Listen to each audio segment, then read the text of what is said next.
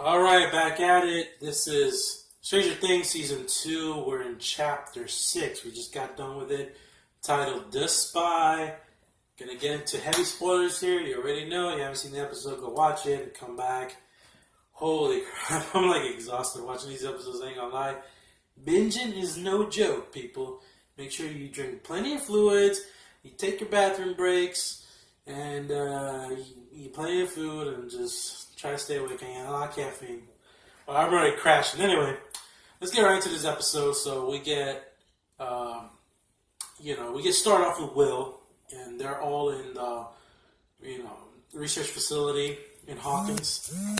And we find out that this thing pulled a double whammy on us. We thought Will was the spy, like he was spying on the Shadow Monster, but nope. Said they flipped it on us, and it's actually the Shadow Monster using Will as a living host to spy, on them. Oh man, that trap in the end, what the heck? Man, I mean, this kid is crushing it as Will, the actor. My God, when you can see pure, genuine shock and terror in his face when he tells Joyce, like, I'm sorry, I had no choice. Like, what the hell? Oh, man. It's crazy. I guess I must judge the scientist guy, the main scientist dude, because that one dipshit in the meeting said, like, oh, it's just, burn down all the shadowy monsters' lines or whatever. Like, we gotta keep burning them. But he actually stood up for Will and he said, no, like, don't repeat that. Don't say we're just gonna off this kid, whatever. Let him die. Like, I don't accept that. So, kudos to him, but it's too late. It looks like this shit is just gonna get out of control now. It's gonna be up in the open now. And, it was crazy. They had to decontaminate Hopper as well.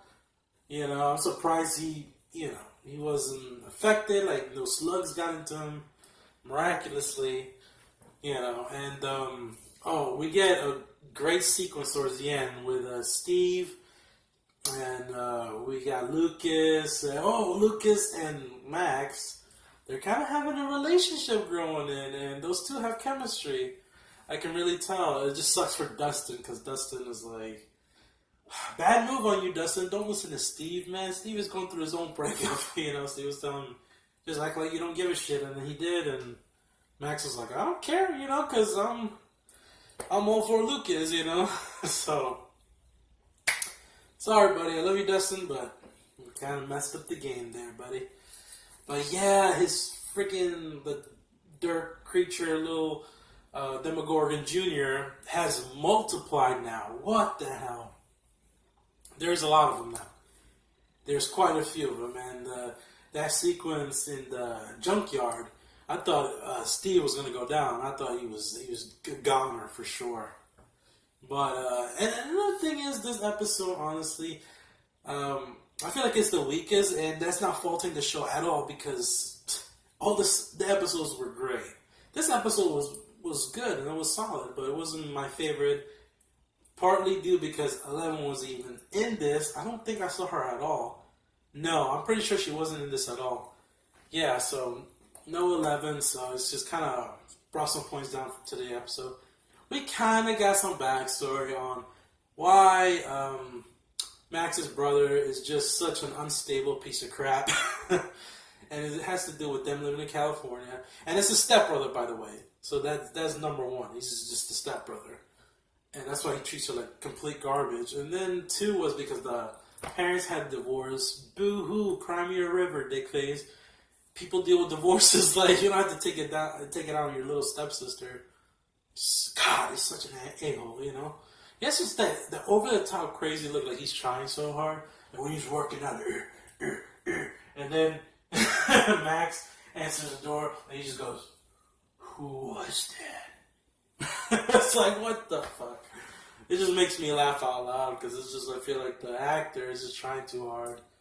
I think they overrode his character. Like, it's just too campy. Like, he's like a mix between the Karate Kid bully, the bully from It, and then Bill Paxton's role in that one movie, Weird Science. Remember? what the fuck, you know? It's just like, maybe that's why they wrote him that way, you know? He's like a callback to all those over-the-top bullies from the 80s, so it would make sense.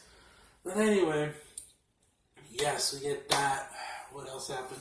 I like that Bob is still supportive. He's taking all this craziness quite well, if you ask me. You know, for a guy that just got thrown into all this madness, he's just like, well, you know, makes sense now. You know, Will was lost in the woods. He was actually lost in the upside down in another dimension. You know, yeah, I like Sean Astin in this role. Holy crap, he's a really likable character. So, what else happened? My God, I feel like this episode was very self-contained. It just had two storylines going on. It was basically Destin and the gang dealing with those creatures, and then it had to do with the Hawkins research facility with Will and them. So yeah, not too much. Oh, also Nancy, of course. Nancy Schmancy friggin' got a groove on with Jonathan, you know, because I like how the journalist called bullshit on both of them. He basically read them like an open book. He's like, listen, you two, cut the BS and share a fucking bed, because you know what's going to happen. Why are you going to prolong it? And I like that scene where they came out of the, the two separate rooms, and they're like, yeah, that guy thinks he knows us. Yeah, he was just drunk. No. I don't feel that way. Do you feel that way? No? Okay, cool. And they leave, and then she goes, opens the door, he's right there, like, he was totally right. Let's get it on. So they did their thing. Oh, I love when the journalist told, he asked Jonathan, so, how was the pullout? I just bust out laughing. That was a great, like, unexpected moment.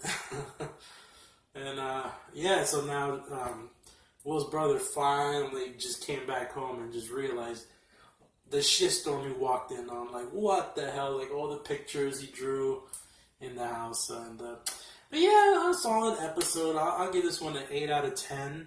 You know, I can't wait to see 11. How she's going to fit in all this. And she's going to be with these guys, with everybody, the gang, in the fight. Because they really could use her help. You know, so, yeah, like I said before, if you've been watching my reviews, you got up until this point, I really appreciate that. I've been trucking through these reviews. I've been up since freaking 3 a.m. Yeah, I think I got one more episode and then I'm just going to call it quits. I'm going to save the last two maybe for later on tonight. But post your comments, let me know what you thought of this episode and the rest of the episodes. And thanks for watching as always.